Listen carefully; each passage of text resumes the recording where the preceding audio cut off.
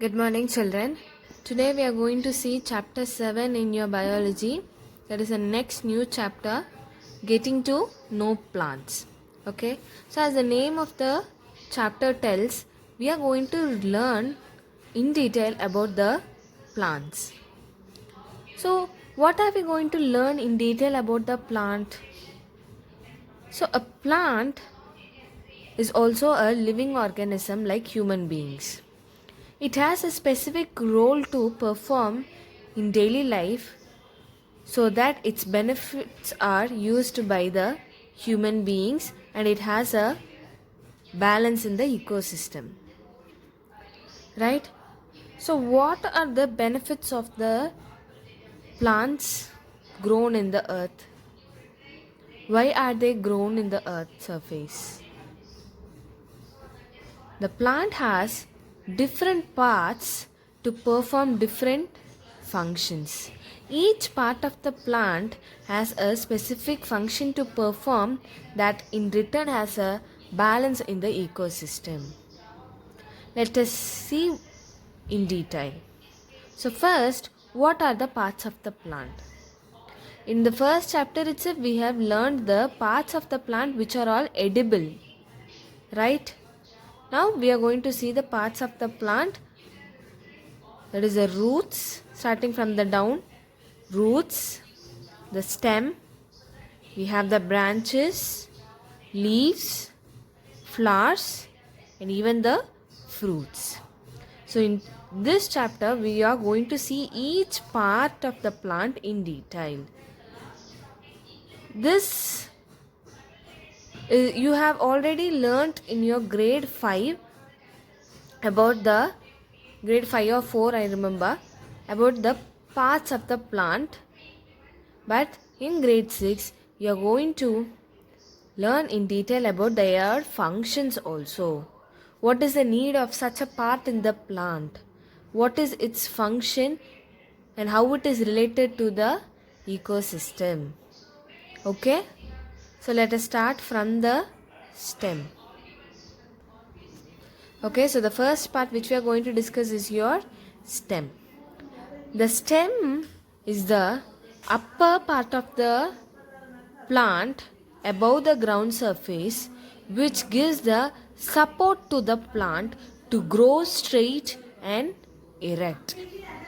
If the stem is not so strong, then the plant will not grow straight and will fall down.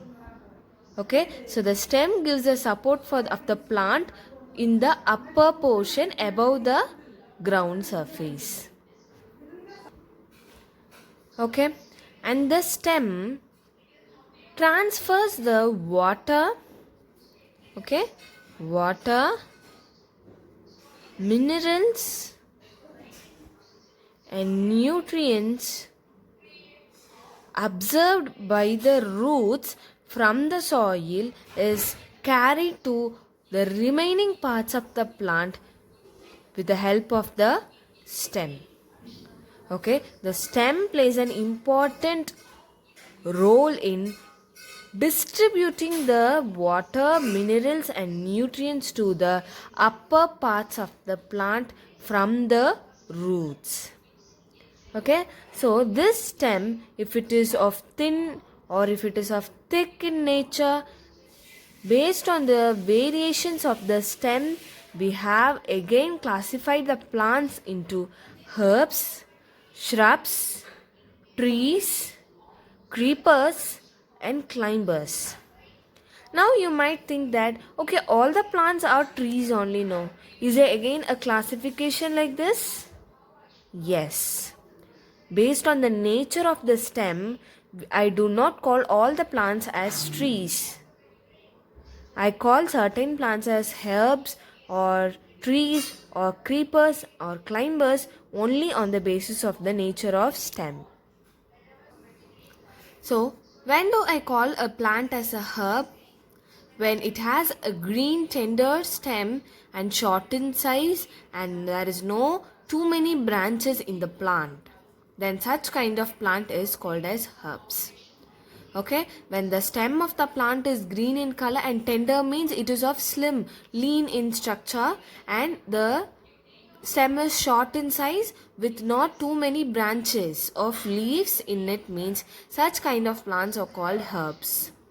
You could have seen many herbal plants like tulsi or herbal plants. Next is your shrubs. When do I call a plant as a shrub means the stem will be very near to the base in the sense to the ground layer, and it is hard stem but not too thick like a mango tree or a banyan tree. Okay, so whenever you find stems of the plant very near to the ground and they are somewhat hard but not very thick, okay, keep in mind such kind of plants are called as shrubs. The next one is your trees. When do I call a plant as a tree? Okay, when I have the trunk so hard. What is meant by the trunk? The stem having the hardest portions, that is the very thick brown in color. The hard stem are called as the trunk. Okay, and the plants would be tall enough and they have the branches in the upper part. Branches, remember your mango tree and banyan tree, neem trees and all. Okay, how is the stem looking for such a plants? They are very hard and they are so thick, and they are enough having branches in their upper part, and they are tall too. The next one is your creepers. Creepers are plants, okay, they cannot stand upright, they have weak stem, so they just spread on the ground. You have seen creepers in many places. I will show you the images. Okay, so you could have a clear idea about what are herbs, what are shrubs, and what are creepers. The creepers are weak stems so that they cannot stand upright, they cannot grow straight. So instead, they are plants growing on the ground layer. They just spread on the ground layer instead of growing straight towards the sky. And climbers. The climbers are plants which, again similar to your creepers, do not have a strong stem. Okay, so what do? Is they take the support of the nearby structures. It can be wall or any rod, okay, or any nearby tree. They take the support of such kind of structures and start to grow along with them. They climb up on the nearby structures and start to grow because they do not have a strong stem like your creepers. The only difference between your climbers and creepers is creepers will spread on the ground. Climbers will climb on the nearby structures and start to grow towards the sky. So examples of your climbers include your money plant, grapevines, and god plants. Okay, so now did you understand that based on the nature of the stem, I call a plant as a herb or shrub or tree or creeper or climbers. Okay, so the main important function of the stem is to distribute the water, minerals, and nutrients absorbed by the roots from the soil to the upper portion of the plant. Okay. Yes, now let us see about each different types of plants based on the stem one by one. Okay, the first one we are going to see is when do I call a plant as a tree. Okay, so whenever you find plants having tall, hard stem, if you see this image, this is the stem of the plant, but here it is very hard. The hardest portion I call by the name as trunk. Instead of calling it as stem, since it is too hard, I call it as trunk, the barks of the tree. Understood? So they are tall and hard and they are having branches. There are many branches observed here. So that is why I call the plants having tall, hard stems. That is, the trunk should be hard one, and if they have the branches, then too many branches, then I call it as a tree. Now look at this image. It is a mango tree. If you see here, there are many branches and it is tall and it is hard also. The trunk is hard. Hard in the sense it is very thick. So that is why I give the name to this plant as a tree. Okay. Next, let us move to the shrubs. When do I call a plant as a shrub? Whenever I find the stems very near to the base. Okay, so this is the ground layer and the plant itself is grown very near to the base ground surface. But whereas if we see the mango tree, the stem is tall enough. But here the stem is short and the plant is seen very near to the layer of the ground. So such kind of plants I give the name as shrubs. Okay, so in a shrub the plants will be short in size and they are grown very near to the ground layer. See here, this is also another type of shrubs where the plants are grown very close to the ground surface. Next we have the herbs. When do I call a plant as a herb? Herbs will have the stems green in color and lean in structure. They will be too thin. The stem will not be hard enough. It will be thin in nature. And it will not have so many branches. So whenever I find a plant having stem of thin in nature and not having so many branches and the stem is in green color in the sense, then I call the plant as a herb. Clear? The next thing we are moving to is your climbers. What is meant by climbers? Climbers are also plants, but they cannot grow and stand straight of their own. If we have a look at a neem tree or a mango tree or a banana tree, they grow of their own and they are standing straight. They do not fall on other nearby trees or they do not lie on the nearby objects. They stand upright, erect. They stand very straight. They grow like that. But whereas your climbers need the support of nearby plants or nearby objects for their growth.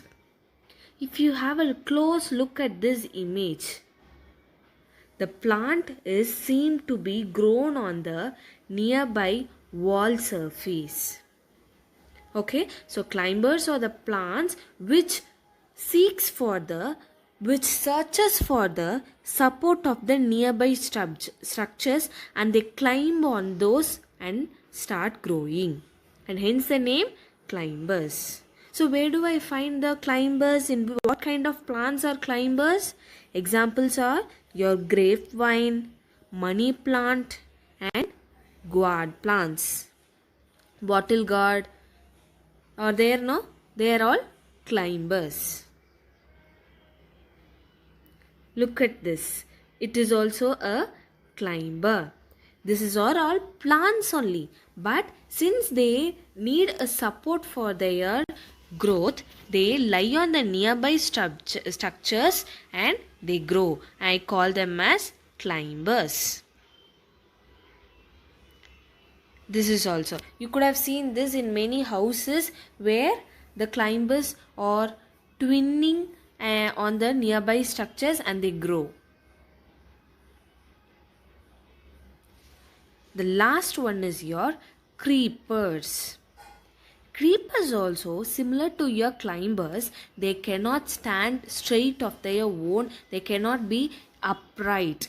They cannot grow towards the tall height on their own. They need the nearby structures' help. Okay, but the only difference between a climber and a creeper is the climbers will spread on the ground layer, whereas a climber needs the support of nearby structures. Can you see here the climber is taking the support of the wall. Over here it takes the support of the terrace.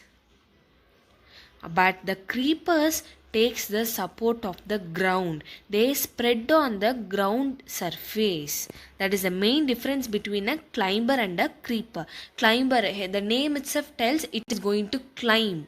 Okay, creepers means they spread on the ground surface.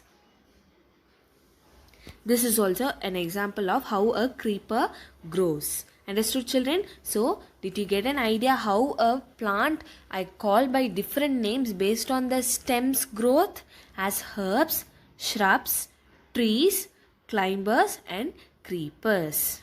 So here afterwards, whenever you find a plant, you should not call all the plants as trees. You should identify them first as whether it is a shrub or a herb or a climber or a creeper, and then only call them by the name. Understood?